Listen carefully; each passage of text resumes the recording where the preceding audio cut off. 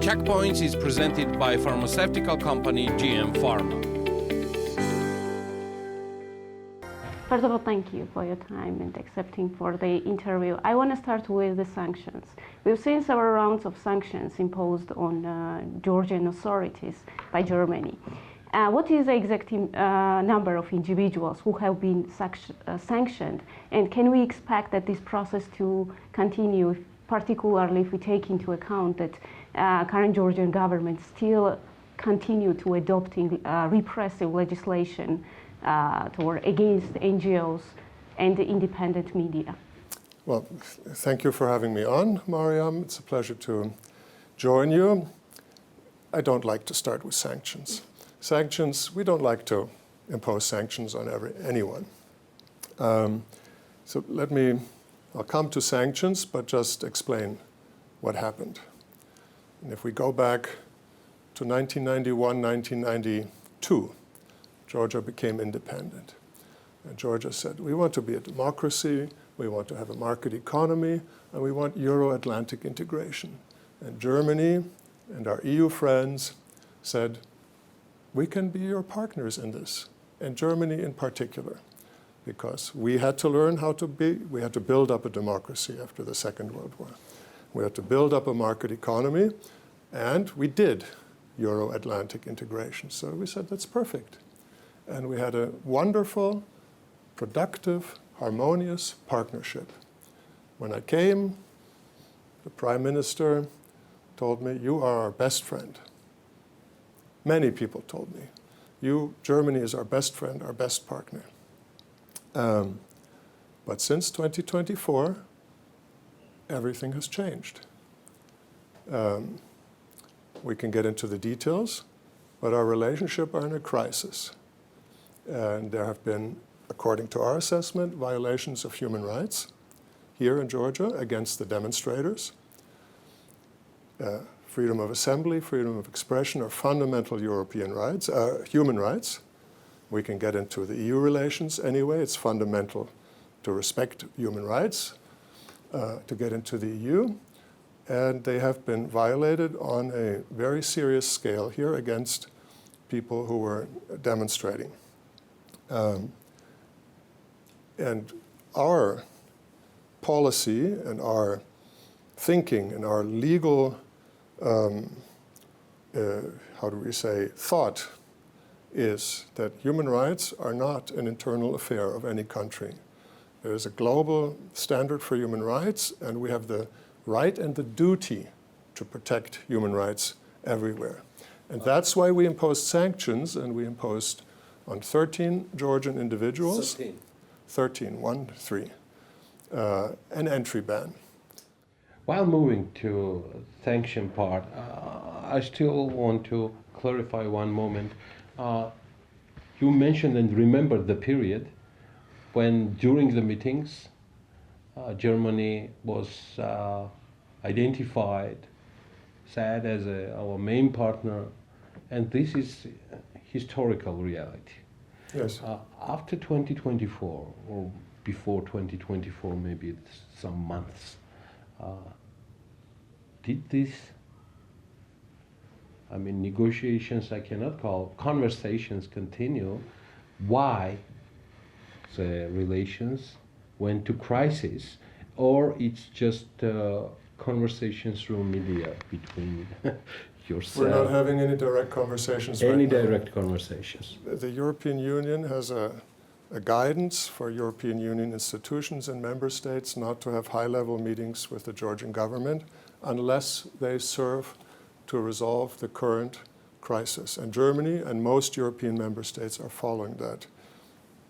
Just look, last time we had a high-level meeting was when the Prime Minister was in Berlin before the Georgian elections. And just to say, the sanctions that we imposed are on 13 individuals who we assess to have been responsible for human rights violations in Germany, and it's an entry ban. That just means we don't want human rights violators to visit our country. You are the best person. You are the best person, in my understanding, to clarify why these sanctions personalities. We don't know their names. and surnames? And at the same time, could you be so kind to explain what kind of form of transparency is this when we don't know in names and in face those who are sanctioned? So we feel we have a legal duty to protect human rights worldwide, and sanctions are a signal. Yeah, we're signaling to Georgia, we see there's human rights violations, we disagree profoundly with that, we signal to you, please stop this activity. We also have laws in Germany for the protection of personal data, and that's why we don't publish the individual names. Georgian government knows the names, we've told them the names, and the names have been published here in the media. Okay. So it's clear. It's out in the open who they are, but I'm prohibited by law to reveal the names. Yeah, but many people who are in the street sees the sanction policy as the only tool to pressure current Georgian government, and I would say quite fairly. And that's why I say maybe it's assertive, but that's why I ask you, can we expect that this process to continue, sanctioning process from German side? So there's different kinds of sanctions, right? And first of all, what's important for one government to sanction citizens of another government is very extraordinary. And we do it only for human rights in Germany. We don't do it for corruption. We don't do it for undemocratic process. Other countries do more. But Germany only human rights. Only human rights, because it's quite extraordinary to impose something on a citizen from another country. A state usually can impose only on its own citizens laws and so on. Other countries can do what they want. Later I will come back that Georgia can do whatever it wants, but in our understanding not violate human rights. Now other countries do it differently. USA, UK, Canada, others have different laws. Germany, only human rights. So if there's more human rights violations, there will be more sanctions, yes. Okay. I also want to ask you about grants, because we know that Germany provides a wide range of grants for government and programs for different sectors. And that's why I ask you some clarification toward this issue. Could you say exactly what programs have been suspended yet, and in which specific fields? And which are active. Yes. And which are still active. But let me just introduce that subject again by saying, we used to be best friends, and we would like to continue to be best friends. All our cooperation is still on offer. And we made you the best offer we can give by offering you EU candidacy, which means EU membership. That's a big, big step for an EU member state. It means come into our family, our living room, be part of our union, share our citizenship. We are EU citizens. Yeah, we're Germans and EU, French and EU, and so on. And we said, Georgia, you can be EU citizens. Everyone knows what's required. You have to transpose the full body of European law to be an EU member state. The EU is a union of values, and based on those values, a union of law, a legal union. To be an EU member state, you have to adopt EU law. Once you do that, you can be a member state. As long as you don't do that, you can't be, right? It's very clear. I've explained it many times in Georgia. And now we see a development in Georgia where we have activity against the NGOs, which we disagree with. Non-governmental organizations are the expression of the citizens of a country of their interest. It's fundamental for democracy. There's no democracy if the citizens can't freely, unhindered in any way, express what they want, tell the government what they want. That's democracy. And we see the NGOs being limited in a very severe way, in a way that is completely incompatible with the European Union. we saw an election. It's not our job to say who won the election. I don't know who won the election. I didn't count the votes. But we saw in every area of this election process serious irregularities. And what we can say is that this election had so many irregularities in so many areas that it's not compatible with EU membership. Another way to express it, a country that runs this kind of election is not okay to be in the European Union. And our citizens say, we don't want a country with this kind of election in our union. Then we saw human rights violations and I think a severe limitation of the right to demonstrate and to right of assembly, freedom of expression. Too many arrests, too many people injured during the arrests, apparently systematically. We don't want this in the EU. Then we saw Special Investigative Commission. Some people have called it a Nuremberg trial.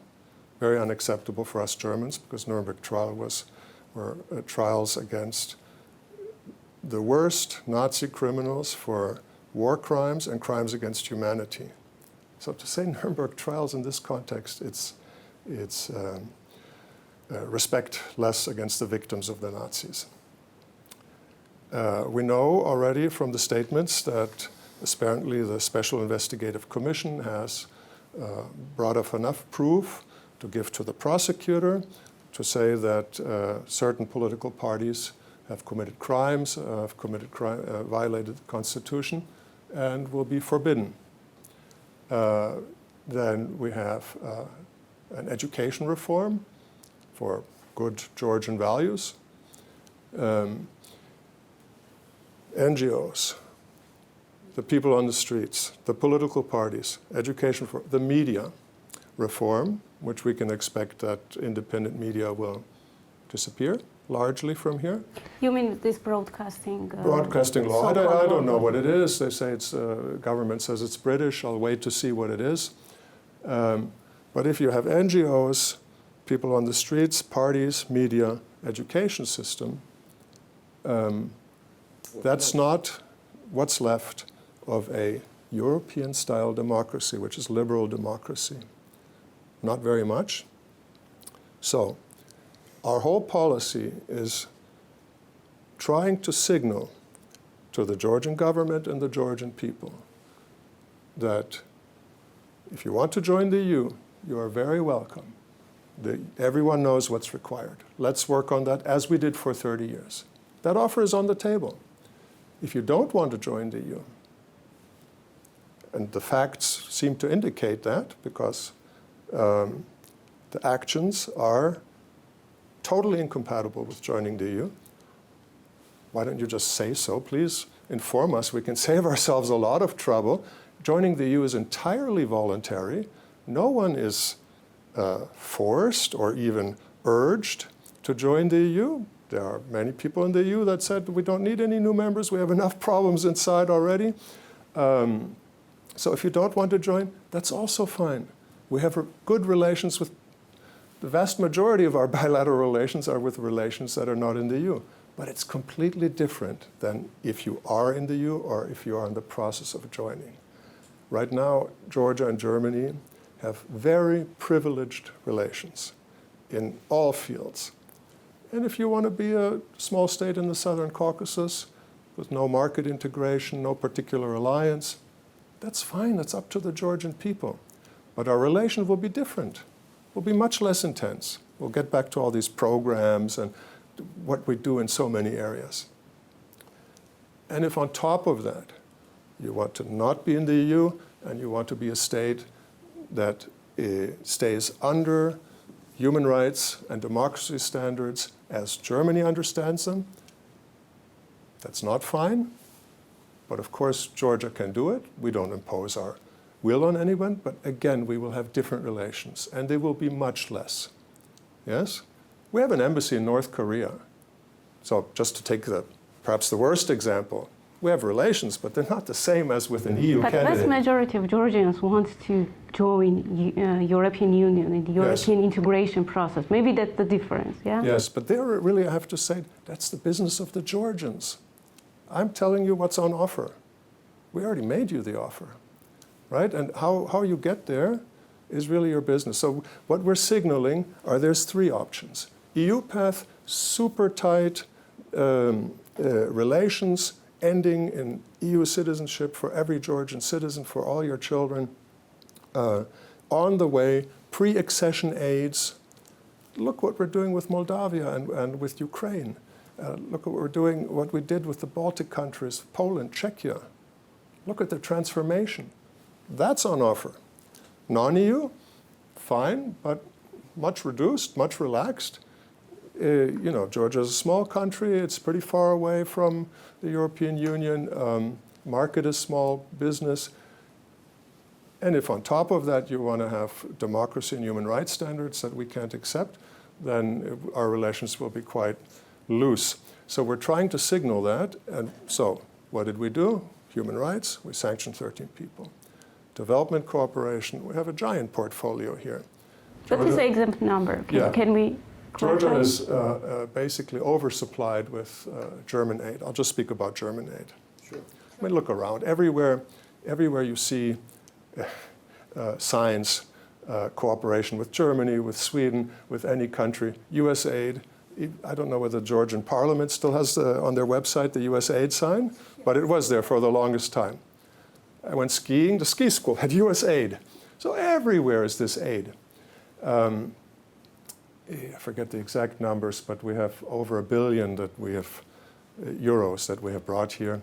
We have an active portfolio of over, I think, close to, careful with the numbers now, I didn't bring them with me, but maybe 800 million euros ongoing projects. What we did do to signal, what are these? These are the three options in front of you, Georgian government. Please tell us what you would like. Right now you're on a course where we're reducing. We reduced 237 million euros worth of planned projects. We put them on hold. They can come back, but right now they're on hold, and they were for expansion of the electricity grid here. Large parts of the Georgian electricity grid were financed with preferential loans from Germany. They were for building up a hydrogen production pipeline, which is a future technology. Germany and other European states, in terms of going to clean energy, require hydrogen imports, and we were trying to help Georgia to produce hydrogen. That's on hold. And the third one was for the next phase of Batumi water. Batumi, if you turn on the tap, it's co-financed by Germany. What's left? What's on track still? Which programs? Many, many things. In our development cooperation, we have certain core areas. Vocational training. I think vocational training is of fundamental importance to Georgia for your economy, just for people to be better trained electricians, IT people, that's non-university training. We have nature protection. Most of the natural parks here were ongoing. Yeah, I mean, we're not dumb. We don't want to blow our investment, right? And we haven't stopped, relations with Georgia. We haven't stopped friendship with the Georgian people. We have a crisis with the Georgian government, but there's many crises in the world. We have to deal with it somehow, right? But how we deal with it, try to signal there's a crisis, and we explain how we can get back on track. So vocational training, natural protection, energy, and electricity development, and urban planning. We have big urban planning projects with Tbilisi and Batumi. You mentioned about investment. Yes. In absolutely different area. I'm talking about direct financial and economic investment, let me say so. What's the status of it right now, so? And at the same time, which sectors were or are still interested to be a part of Georgia economy, and how this crisis relations reflects on You know, how German investors feel when Georgian government is so hostile to European Union? It's a tough question because I'm not global war party. I'm not deep state. We can talk about deep state too, but actually I will. I've been in the German government for 39 years. Haven't seen the deep state. I've worked in many different areas. The civil servants, we work hard, we give our best opinion, we ask the scientists, we ask other government departments. In the end, our elected parliamentarians who are in government, they make the decisions. There is no deep state. The deep state is a phantom and a bogeyman. So I'm a friend of Georgia. When I came here, check the record. I encouraged people, I said, Georgia is on a path to the EU. And I said, these areas could be interesting. I wish there was more investment. So as economic and business people, you understand the concept of opportunity cost.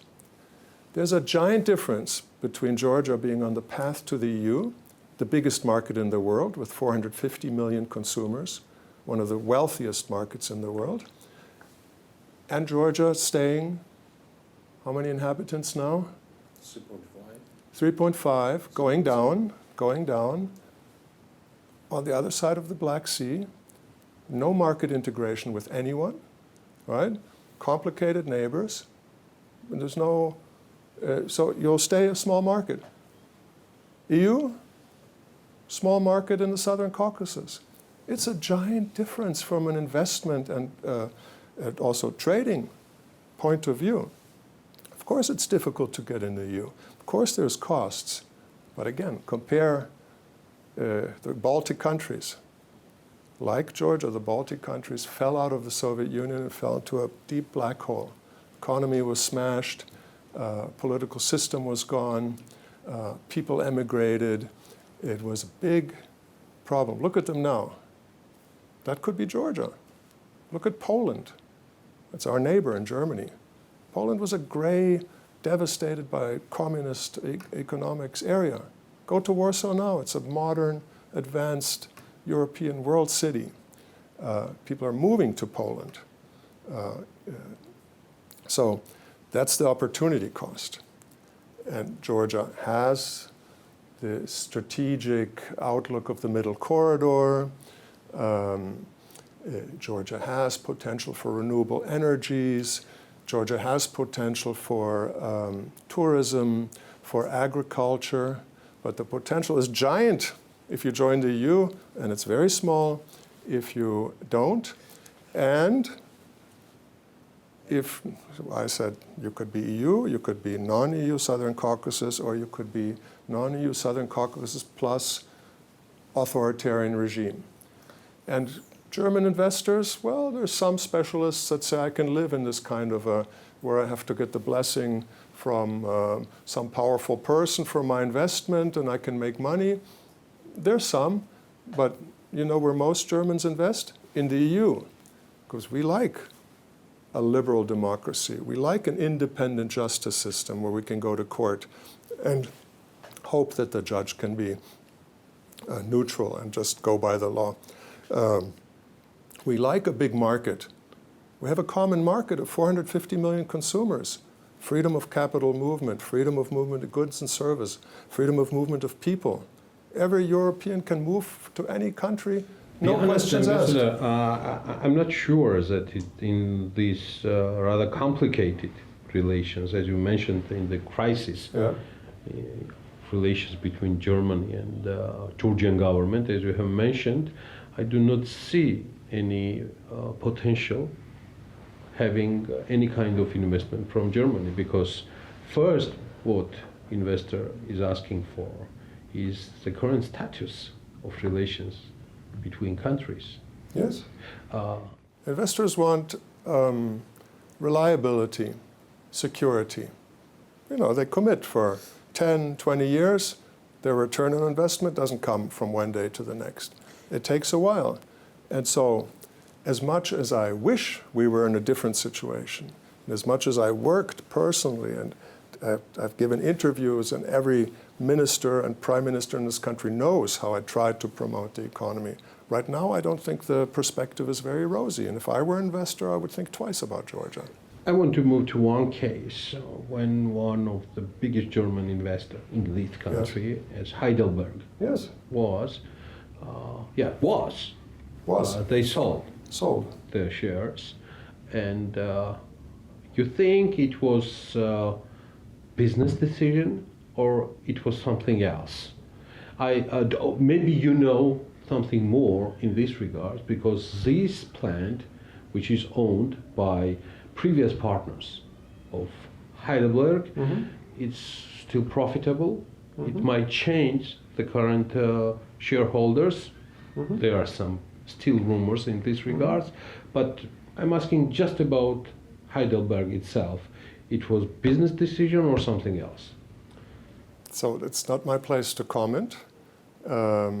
I work for the German government. I don't work for Heidelberg Cement. But from your question, you can draw your own conclusion. I'll leave it at that. Profitable. I think I should move to diplomacy as well, sir. Yeah. Yeah. Please. I also wanted to ask you about visa-free, potential visa-free suspension, because as we know, according to Estonia's foreign minister, they are going to propose European Commission to suspend visa-free regime for Georgia. As we know, only 14 member states need to make this decision. What's Germany's position toward this issue? There was also comment from ambassador of European Union to this country. He said that it will be punishment for Georgian people. Do you share such views? Let me be honest. In this regard, we also have some additional information from EU. I mean, that it's not just on the table, as it was during last month. It's under detailed discussion, let me say so. I'm just trying to be as much diplomatic as you are. So just to, return to what's happening. Please. We turn from an excellent relation with the biggest prize, available. We gave you candidacy to the EU. And since then, the relations have gone straight down in an extraordinarily high speed, and we're now in a crisis. So we're trying to figure out what to do. We would love to get back to where we were before. What's the price of it, to go back? Well, I'll tell you, but no one wants to punish the Georgian people. However, the visa-free regime is a great privilege.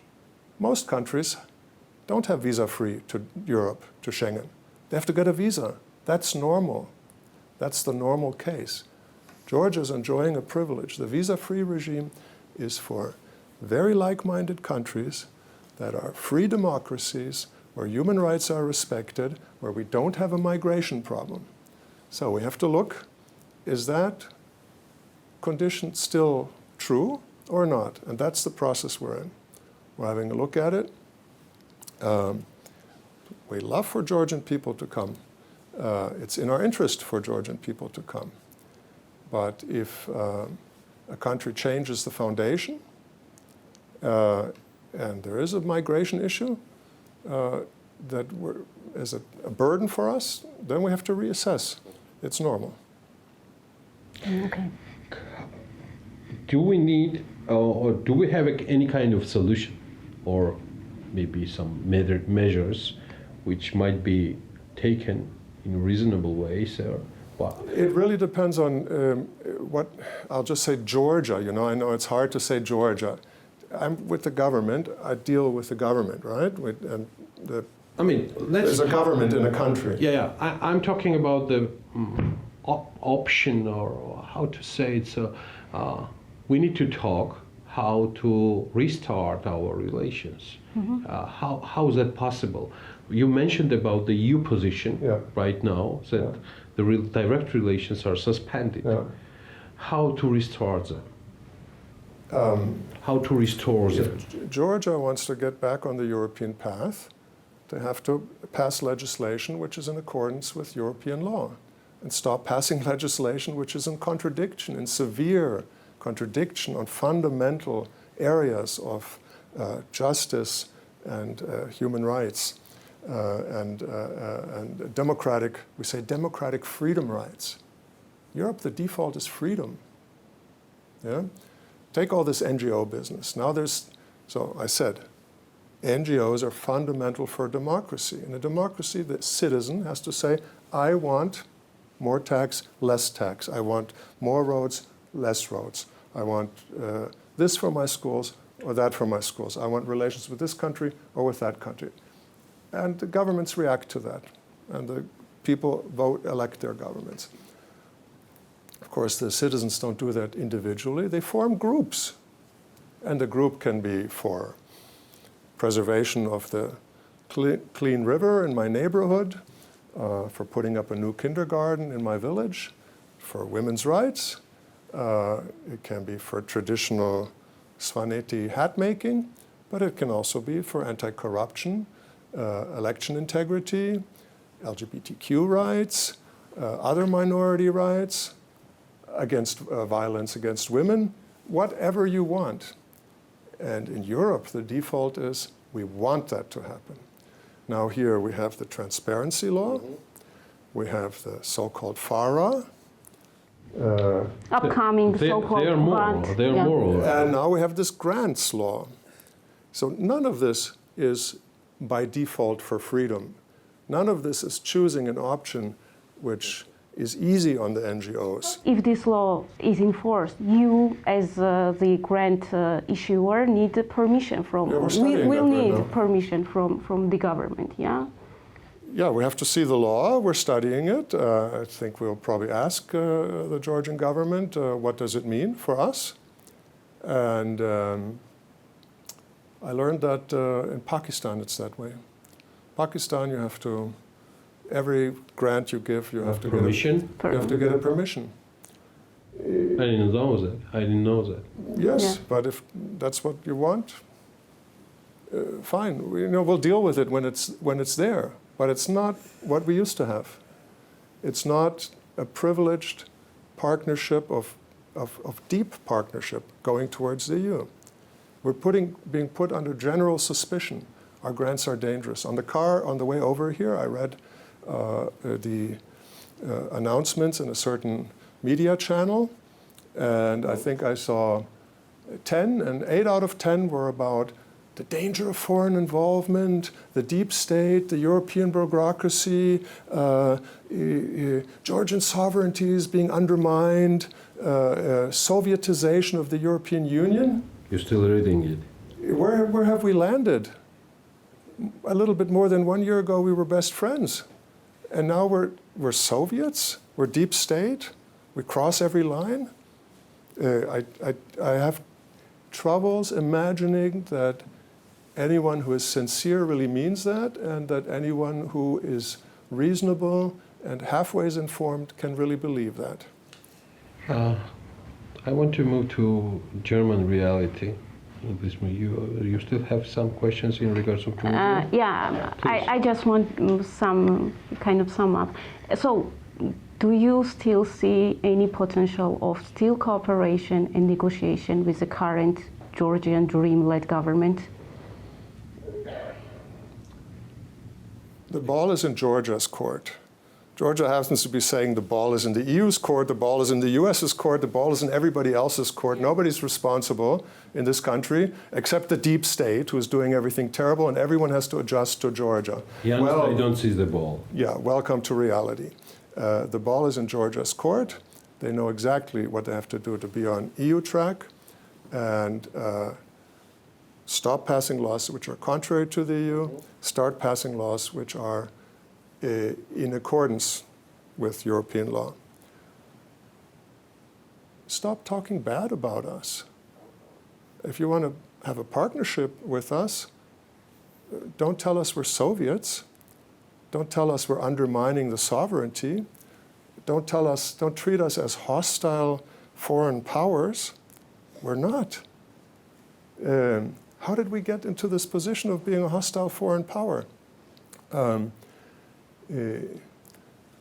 are the two elements. And politics is a dynamic process. Every day is a new situation. Every week is a new week. Let's see where the process heads. You're still a candidate country. It can be very easy to change the political dynamic, very easy.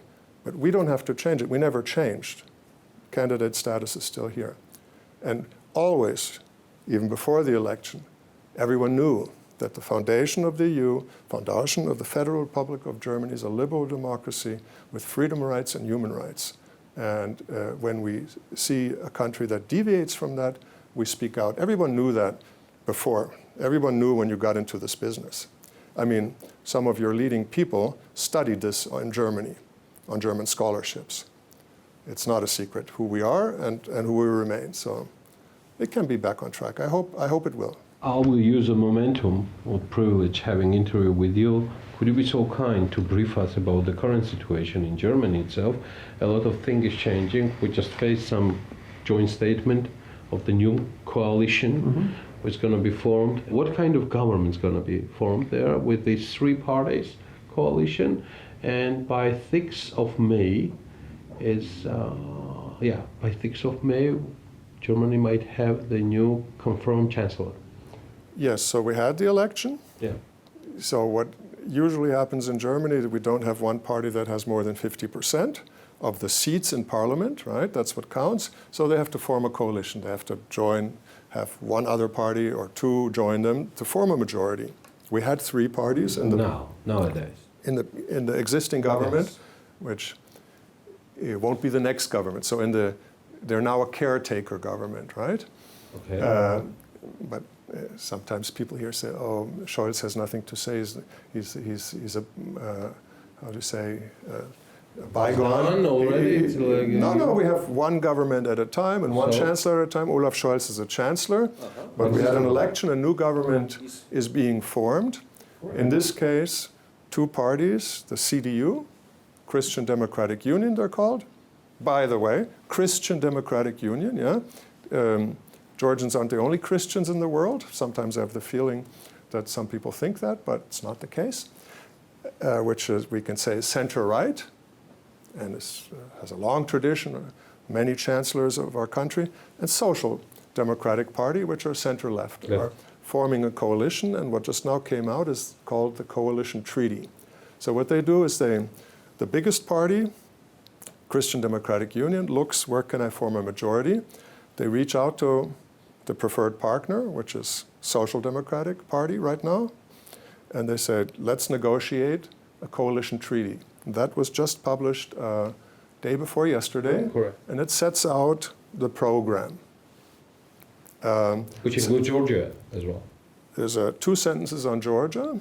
I don't have the exact quote in my head, but it says to recommence talks with Georgia about European accession is only possible if Georgia starts complying again with fundamental democratic processes. Democratic processes, it says. In this, we stand on the side of the European pro-European forces in Georgia. That's what it says. That's quite significant. That's our program for this incoming government. So the same approach, yeah? Same. Yeah. Same. Some here were saying, oh, everything's going to change, but it didn't. Yeah. That's Some why I asked you. say everything's going to change in other countries, but it's not. So, and now actually there's three parties. You're right. There's three parties. Yes. Because CDU has a little sister called CSU. So CDU, CSU, let's say the Conservatives and Social Democrats, center-left, have formed this coalition, and now all three parties need to approve it. Correct. And that's the process, and most likely it will happen at the beginning of May. What then happens, the Parliament votes, the Chancellor elects the Chancellor, and that is 99.9% going to be Friedrich Merz of CDU. CDU, okay. Got you. Any questions left, dear Mariam? Yeah, from my side, no. For the conclusion. Can I just say one thing? One thing that's important, of course, about government action is predictability, reliability. honoring previous agreements. Pacta sunt servanda. It's a Roman treaties are to be served. Yeah. Contracts are to be honored. It's a Roman principle. It's for legal security. So you will find a great deal of stability from the German government. Of course, they will set some new priorities. But in foreign policy, regarding EU enlargement, regarding Georgia, I expect remains the same. it remains the same principles.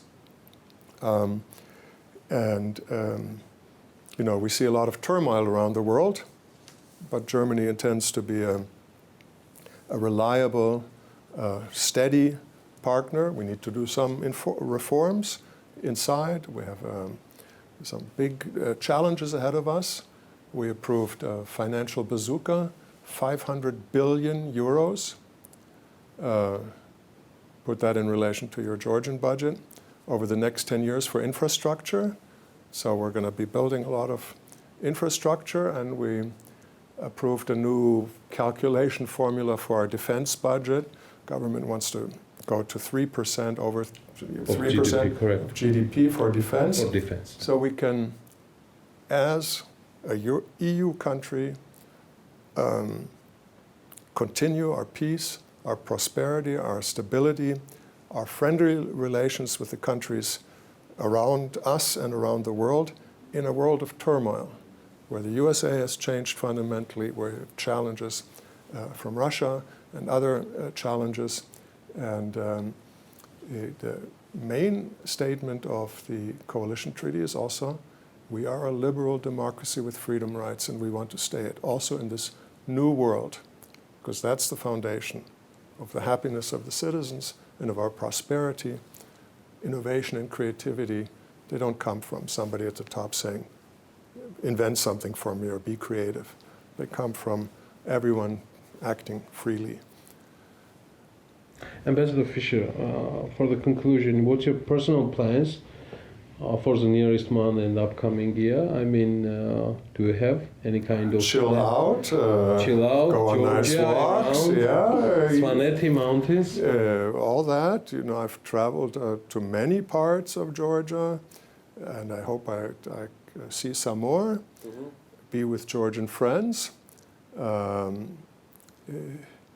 my life, and enjoy my good colleagues in the embassy. And hopefully witness an improvement of our relations with Georgia. Because I can only repeat, we were the best of friends. What happened? Why can't we be again? It's on offer, and I'm ready. I'm here to work for that.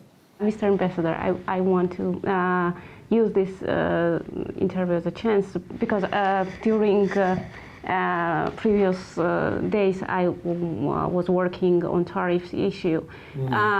What's your assessment? How European Union will cope with all these tariffs comes from your, I would say, historical allies and partners from US? Well, we think in general free and fair trade is a good thing. Tariffs bring a net economic loss to all concerned. We don't think that this decision was good for the global economy, these decisions, because they're going back and forth and on and off and up and down. You know, reliability, predictability, that's what business people want, right? Pacta sunt servanda, stick to your contracts, honor what your previous government did. Every government can change, but don't change everything overnight. It's not necessary, right? And so the tariffs will create economic harm, and the EU will know how to deal with it. We don't want an escalation. We don't want a trade war. We're always ready to negotiate, but we're also ready to defend our interests.